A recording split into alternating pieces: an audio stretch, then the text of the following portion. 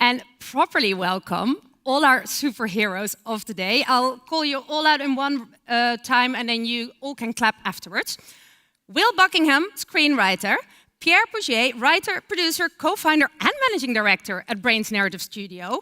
Carlotta Rossi Spencer, global head of branded entertainment business development for Banijay Entertainment. And our resident rock star, Steve Matthews, head of scripted creative at Banijay Entertainment. Steve. Here we are again. You're back. I'm back. After multiple runs against the machine, 1 you lost, 1 was a tie, and 2 you won. 2-1 drew, 1 lost 1. We agreed on this. Exactly. Yeah. You're back to play a game on stage again. Yes, I am. And if you haven't seen Steve Against the Machine, there will be some inside jokes here. Sorry about that. We're not going to explain it. We only have a short amount of time to play this game. But you can watch at least 2 of the sessions at K-Play, Kulturakademin. And please do that because they're very entertaining. I'm going to ask all of you to give us a short introduction. So, who are you? What do you do? And when you're not in the multiverse, and what is your superpower today? Steve? I'm joint head of scripted for Banijay, which means that there's a lot of different production companies, and I work mostly in between them, trying to offer creative support and help. Microphone. Supporting and helping where I can across the board. And my superpower is I've been doing this for a really long time.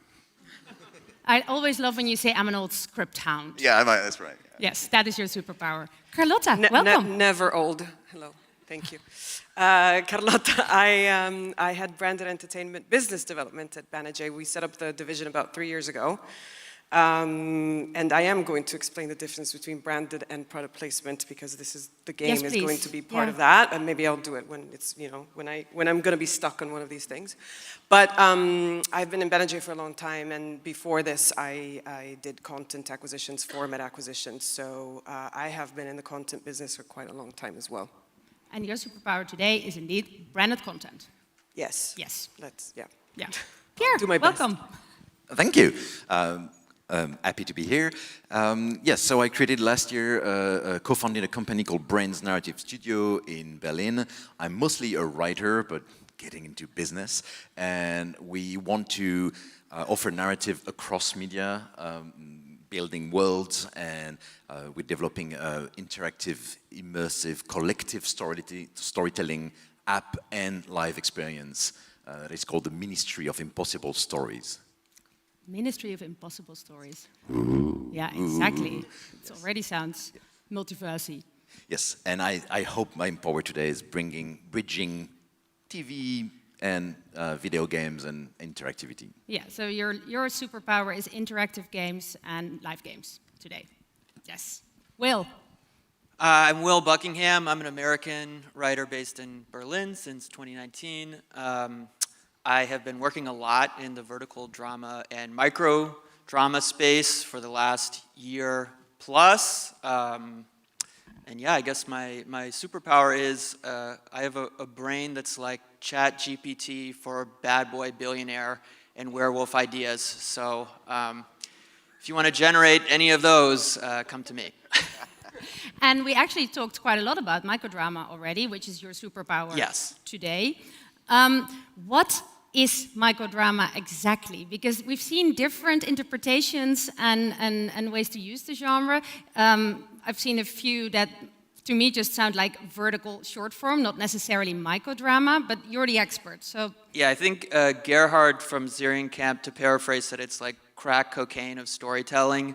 But yeah, basically, it's just very hooky storytelling. There's basically up to 2 minute episodes, and with big cliffhangers to just keep you watching and watching and watching. Yes. And watching. Right now it's mostly romantic comedy, romance, thriller, but hopefully the content will mature and branch out in the future. Fantastic. I'm just looking at Jimmy over here. Are we good with the computer? Yes? Because there's a lot going on. See if the machine works today. Well, I think we're ready to get into the multiverse, aren't we? Yeah? Okay. I think do we do a gesture or something? That was the cue for our picture, but it didn't really There we go. Wow. Best picture of the year, guys. I mean, it looks exactly like us, right? Yes. And I really thought we should wear cape. No, you came with that. We should wear capes or superhero outfits, but Yeah, here we are. you're gonna have to do it with this We picture. just look like nerds. It's fine. So we're gonna get into the multiverse. We're going to play this game. And the game will be played on a slot machine that you will see very soon. So actually, it's a bit of Steve and his friends against the slot machine this time. Yes. It's super straightforward. We're going to use a Nordic IP series reference, and there's not that many in them because we needed to get Nordic series that everybody absolutely knows, so we might get the same one and then we'll just spin again. Then there is a genre and a target audience that they need to work with. And I mean, I was tempted to get very funny and creative with the target audiences, but I kept them super straightforward for you. And then I also included a world rule. And the world rule, yesterday at a cocktail, I went around and I asked people, what are the weirdest things or common things that you hear from commissioners? So we put those in as well. It will explain itself. I will spin the slot machine, and then all of you will have to pitch within your superpower. So, Steve, it's going to be TV series, Carlotta, it's going to be branded content, Pierre, game or live games, and Will, microdrama. And with that, we hope, let's see, it's an experiment, and if we totally bomb, then it's only 25 minutes, and we'll go on to the next one. But I hope that this will explain some IP thinking in real time. Are we ready? Let's move to the slot machine. And by the way, the slot machine is coded by Steve, our good old friend Claude. You went against him twice, the AI.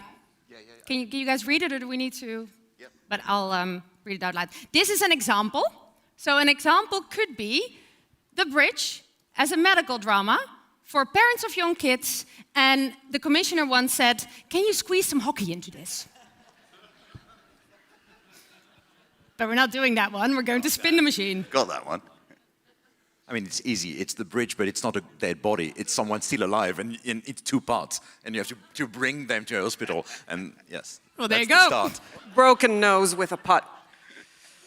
And of course, the murder weapon is a hockey, like, how do you call it? Stick? Skate. Yeah. Well, we're here already. Yeah. Let's spin. All right. It is The Killing as a horror for students, and the world rule from the commissioner is you have to make it clear, and then you have to make it even clearer. Steve.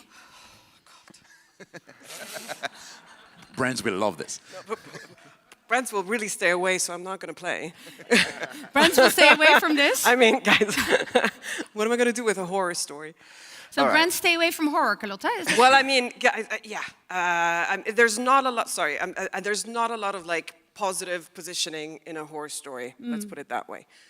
I'm happy to play, but if you put horror, you're never going to see a brand in a horror movie. Okay, but I mean that's a Because that's a good point. it's you need to have the perception of the audience that puts you in a certain way and makes you choose that brand. So horror story is something that you might love, but you're not going to choose a brand within a horror story But because if you're you going to had to- associate it with something that is Yeah. it can be negative. Let's put it that way. But if you had to pick one for this, If I had to pick a brand, a brand for this, that could actually, a hospital. yeah. Because at the end of the day, you are going to have people that need to be taken care of.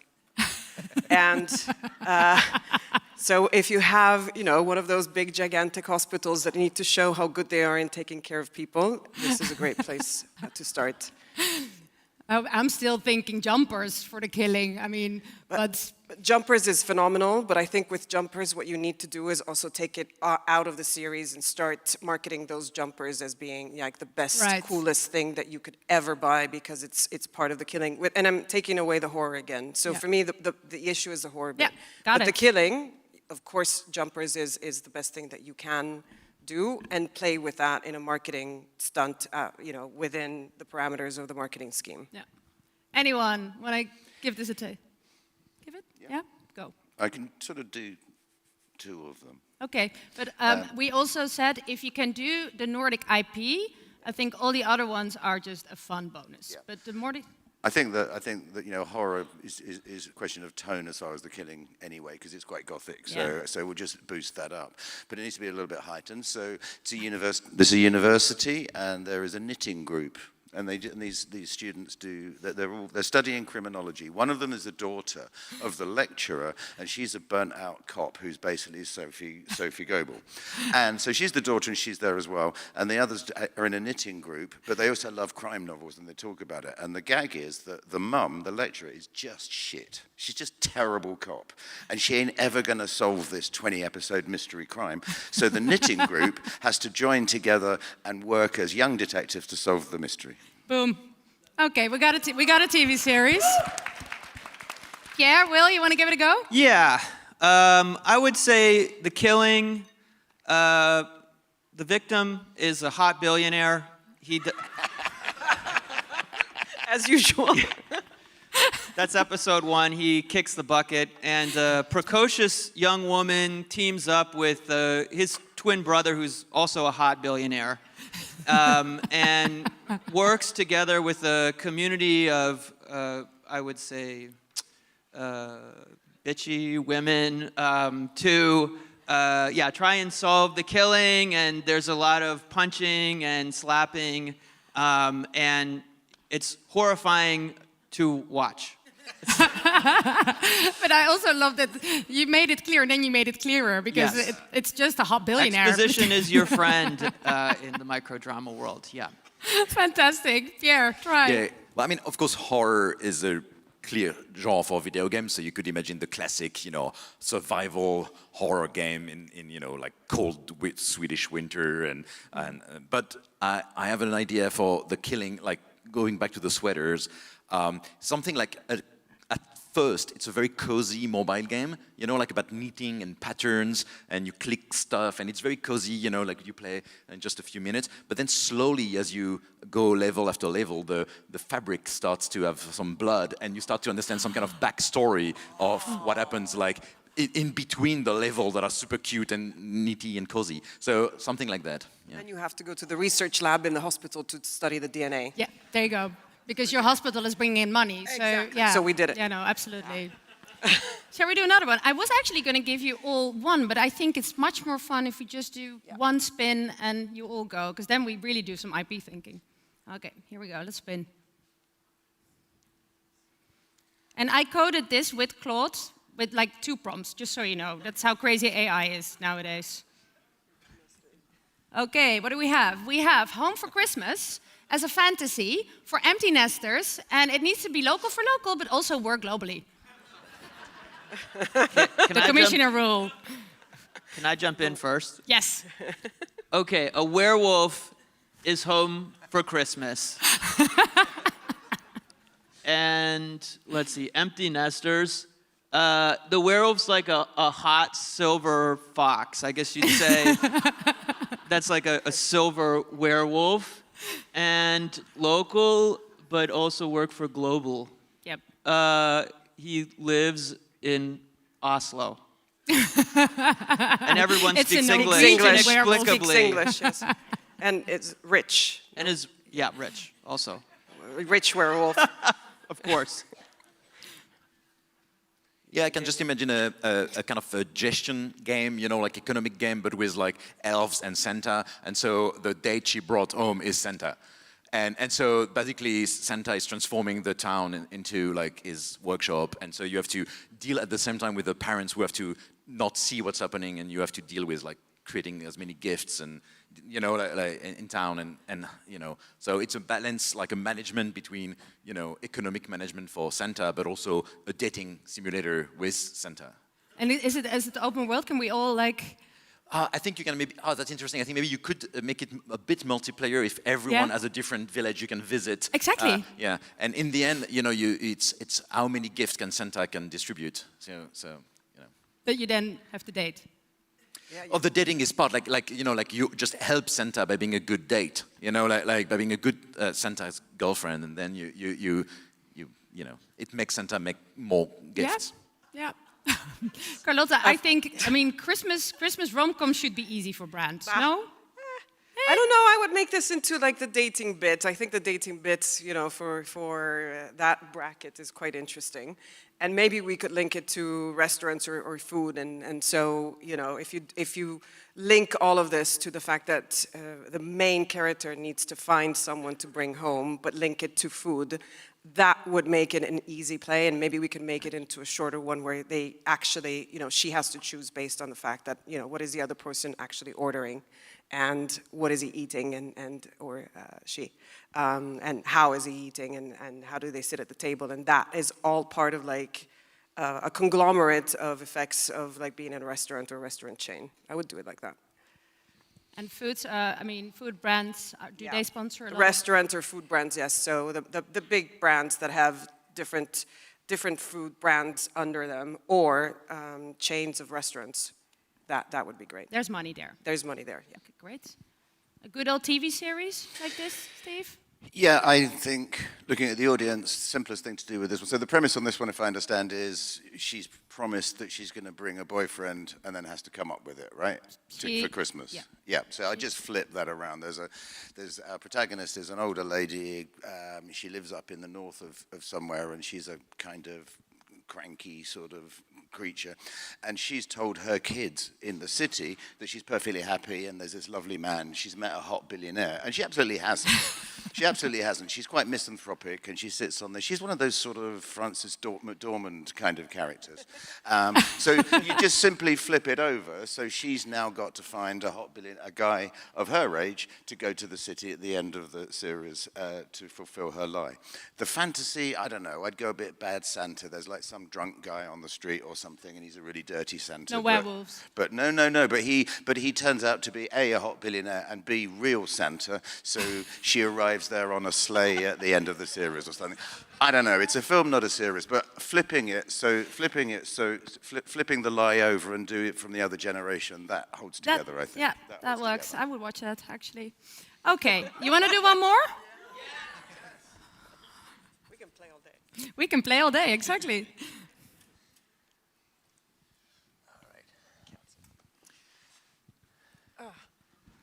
Lilyhammer as a crime. Even more. That basically is Lilyhammer. It is already Lilyhammer. Okay, we'll do I another one. squeeze hot sex scenes. Sorry, instead of hockey, but anyway. Not more hockey. Oh, okay.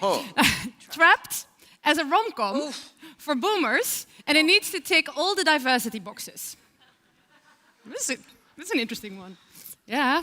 I mean, like it could work in every genre format, but I feel like instead of having the industrial boat that is stuck, it's like the love boat, like a cruise ship full of people, like horny people trapped on a Icelandic port town. That's a vertical.